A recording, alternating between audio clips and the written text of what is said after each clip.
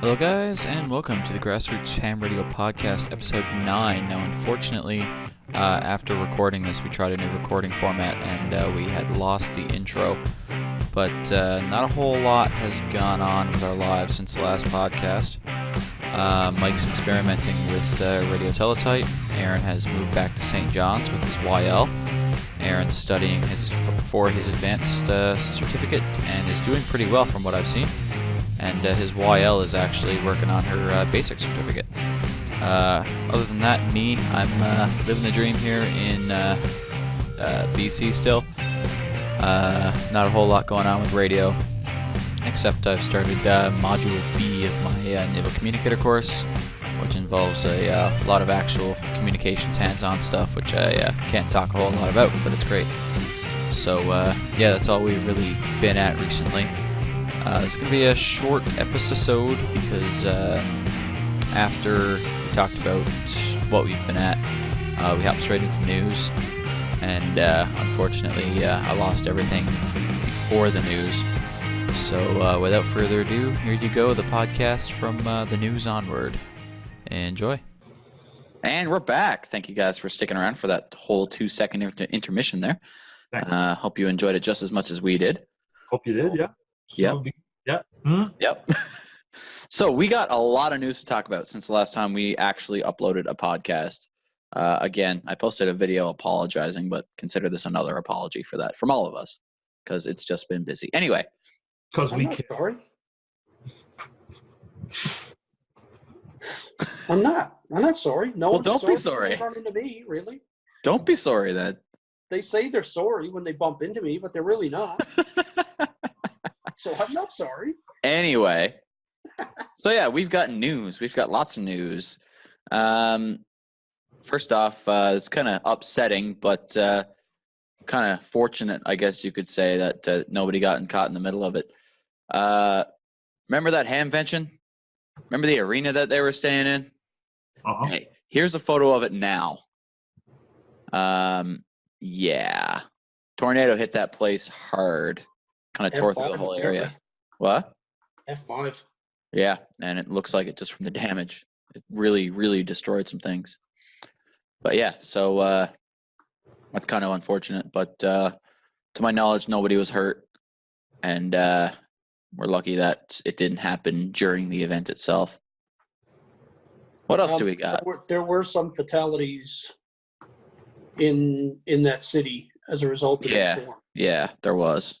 I think there was like 5 or 6 people killed and things like that. So it's tragic. Nobody in the old building. Go figure. Yeah, right. Right. But yeah, who's interested in International Lighthouse Lightship Weekend? I know we are. And a news article posted on QRZ June 5th. So yeah, we're 15 days behind here. But we got 2 new lighthouses for ILLW, and they are one from Trinidad and Tobago and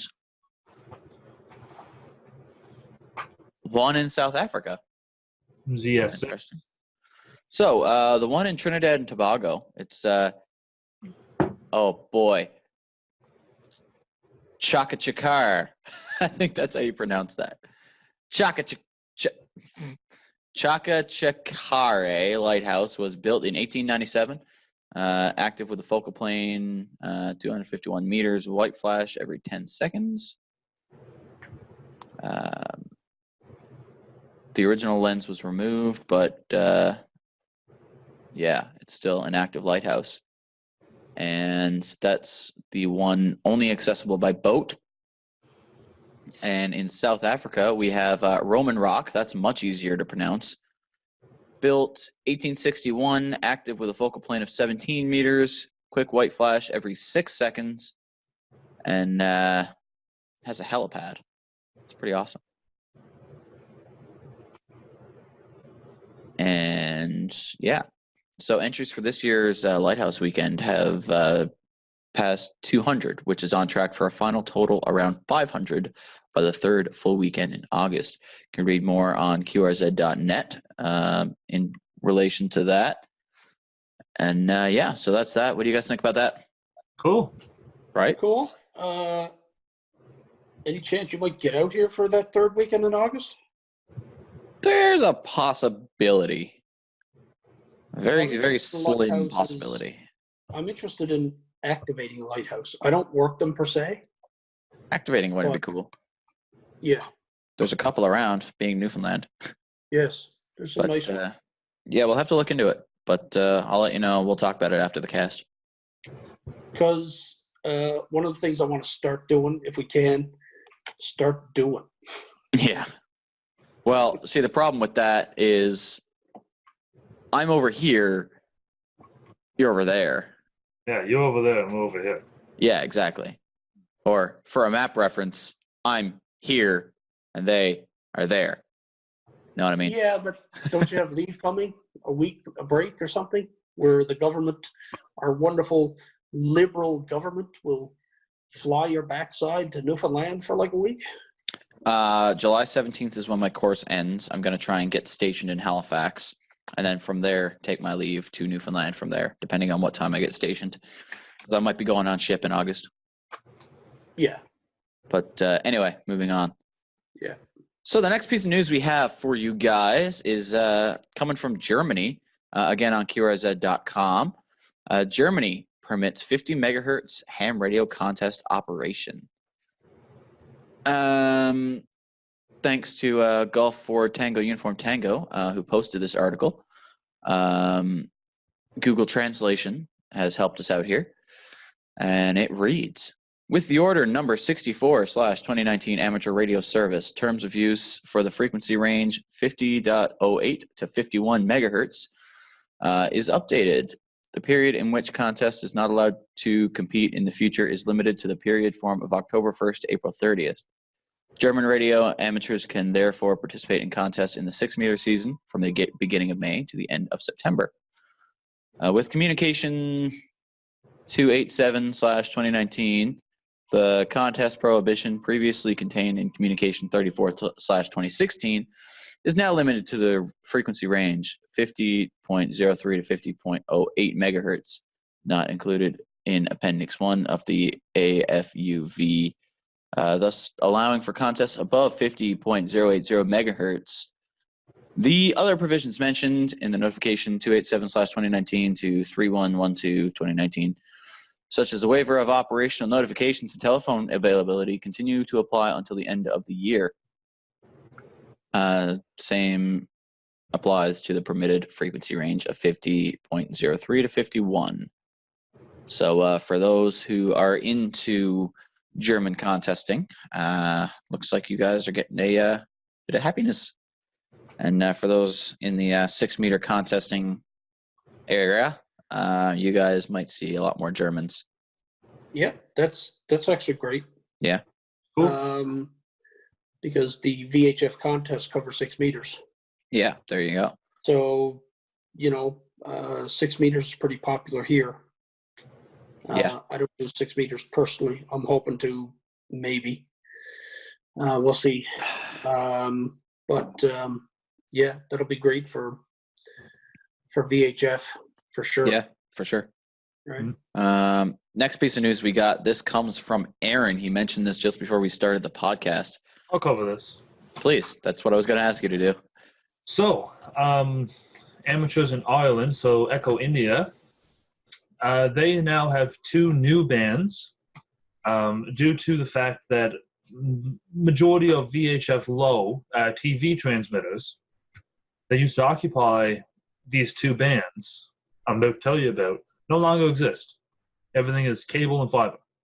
So these bands are open for pretty much anyone to use. And so the International Amateur Radio Union is encouraging countries to try to obtain allocations between 40 and 60 megs for ham. If there's nothing going on in those bands in these specific countries, they want hams to take them. This band, 8 meters and 5 meters are the 2 bands. So 8 meters is 40 to 44, and 5 meters is 54 to 70. So pretty much from the top of 6 meters right up to 70 megs is 5 meter. Band plan on screen as we speak. Now, there has been activity all the way back to 1927. There were 2 stations, Golf 6 Tango Alpha and Golf 6 Lima Lima, both portable, done a CW contact 8 kilometers apart in 1927.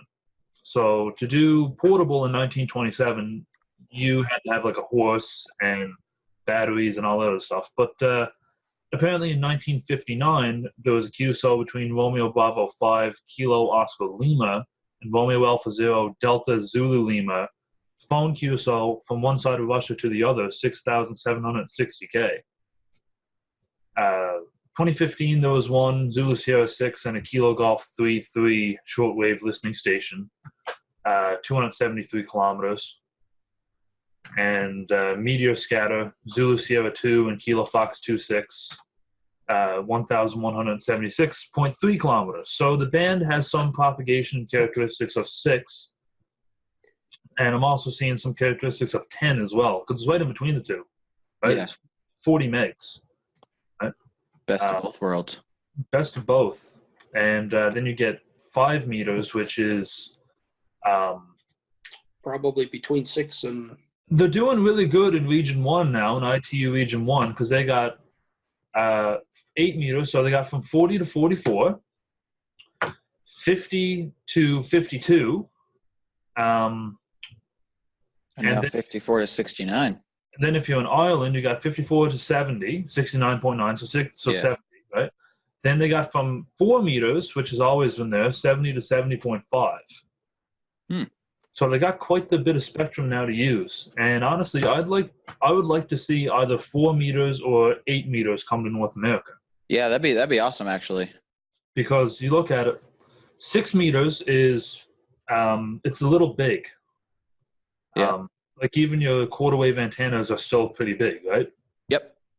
4 meters is okay, and 2 meters is even smaller again. But if you're looking for something that propagates like 6 but is small like 2, then I guess 4 meters would probably be a good choice.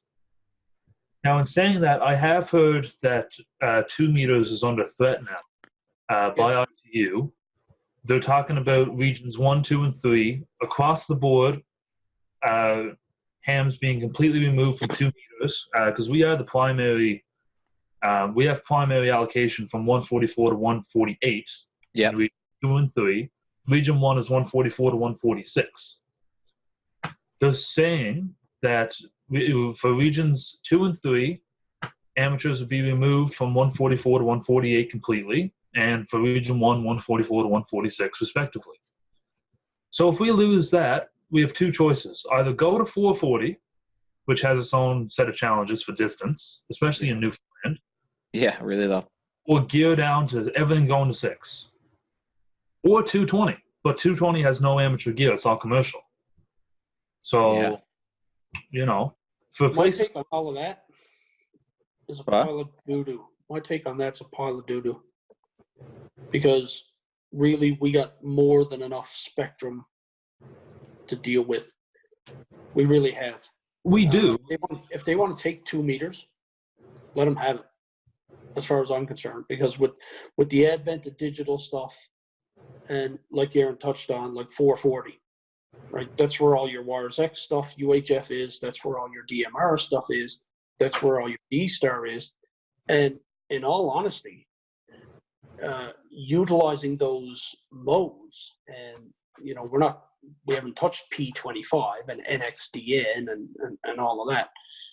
What this will do is, there's a lot of upkeep to 2 meter analog gear.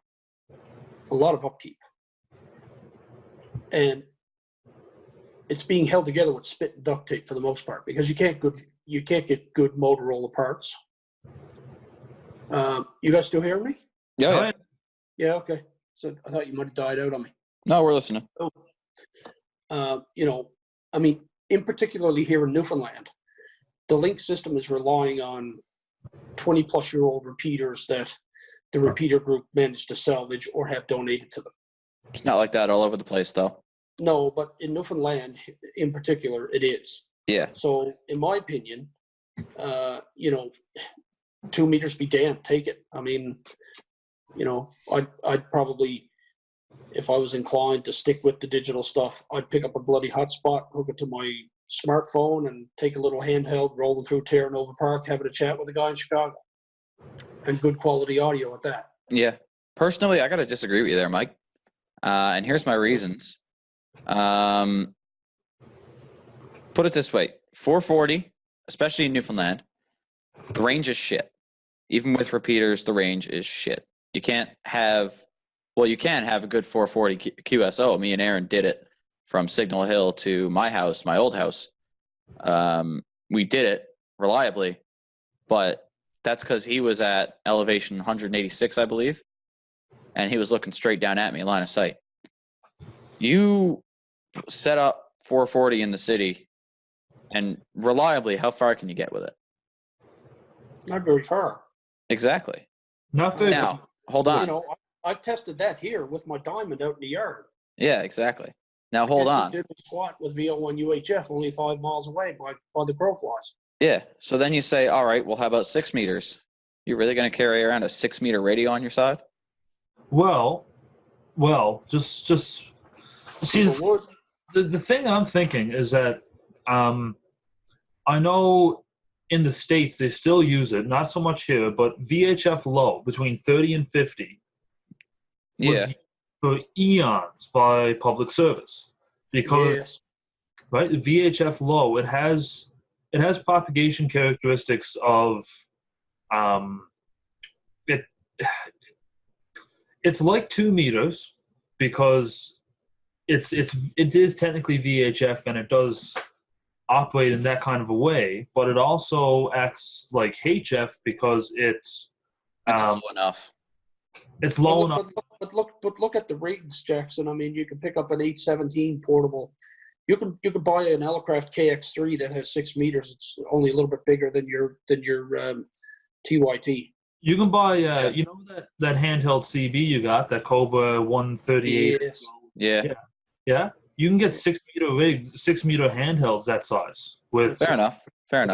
With a quarter wave base loaded antenna. Now, that being said, I mean, the antenna that you would have in a portable, or the antenna that you'd have like a nice mag mount antenna on your car, don't expect to work, you know, Argentina with 25 watts. Yeah, exactly, right? Not only that, but say Danielle there, if she wanted to pick up a radio, she wanted to spend money on a 2-meter setup. All right, $30 will get you a Bofang. Boom, problem solved. Mm-hmm. She wants to spend money on a 6-meter setup. What's the cheapest 6-meter radio you've ever seen? I've seen the cheapest 6-meter radio at $150. Exactly. It's really a disadvantage, but that's a topic for another time. I'm going to write that down, and we're going to talk about that when we're more informed about it. Because right now I don't have all the info. No, and I don't either, but I just, that's my opinion on 2 meters. Likewise. You know, I mean, with regards to here in Newfoundland, it could go as far as I'm concerned, because the infrastructure here is not very reliable. Now in the States and out in Western Canada and even in Nova Scotia, I mean, they've got a great 2-meter setup. Yeah, Newfoundland's the only bad spot. Yeah, really. But I mean, they've had the support of the community to build it. Yeah. And Newfoundland has no support. I mean, in all honesty, it's the repeater group out past the former overpass. They're holding all the repeaters together with spit and duct tape and donated gear that should have been gone to the dump 10 years ago. But people are doing fancy tricks and, you know, magic and holding it all together, and it's working. You know, but like you said, you know, another topic. Shout out to you guys who are keeping the repeater system up in Newfoundland. You don't get as much credit as you deserve. No, they don't. They don't get as much credit as they should be getting. You guys know who you are. Thanks for your hard work. Yeah. Anyway, last news topic I have, and we're running out of time here anyway. It's getting pretty late in the night for you guys. It's 11:40 down that way. That's all right. We have some satellite stuff. I remember we touched on similar satellite not too long ago. I believe we talked about Cast 4 Bravo on the podcast once. Just got launched into space. Yeah, one of the Cast first 6 episodes. Bravo or something like that. Yeah. Now we have Cast 7 Bravo ready for launch. So the Cas-7 Bravo satellite is an amateur radio satellite combined with educational Chinese amateur satellite group, CAMSAT. I read that wrong. Break. Cas-7 Bravo satellite is an amateur radio satellite combined with education. Chinese amateur radio satellite group, CAMSAT, is working the project with Beijing Institute of Technology, one of the most famous aerospace universities in China. I'll put a photo right here, as long as a link in the description for the news article, as always. So yeah, the university provides support in launch of the satellite. There are many teachers and students from the university participating in the development and testing of the satellite. Blah, blah, blah, blah, blah, blah, blah. So it's going to be 3 kilogram cube.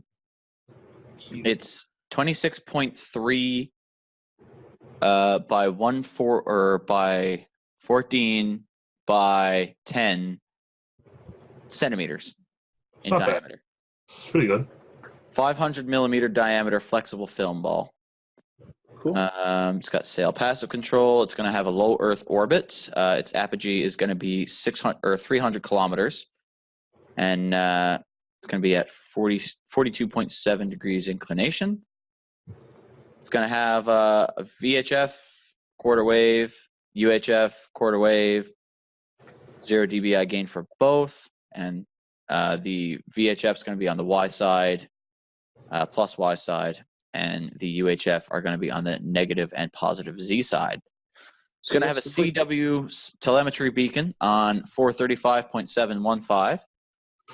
It's going to have the VU FM transponder downlink 435.690, 16 kilohertz bandwidth, and the uplink is going to be on UHF 145.9.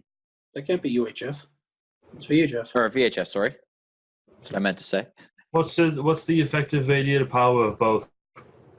None. 20 dBm. 0 dBi gain, he said. Say again? 20 said dBm 0. transmitting power. 20 dBm? Yeah. Yeah, that's not much. Aaron's got the calculations. Yeah, it's not much. It doesn't need to be much. It's a satellite.